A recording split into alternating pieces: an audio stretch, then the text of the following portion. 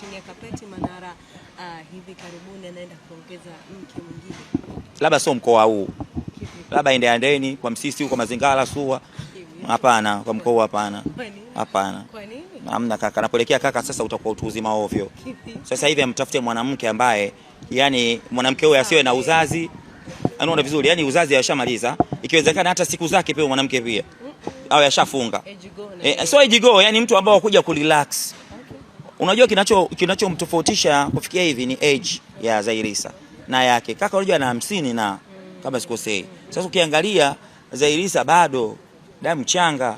Unaona vizuri digidigi kama hindi la kuchoma lile.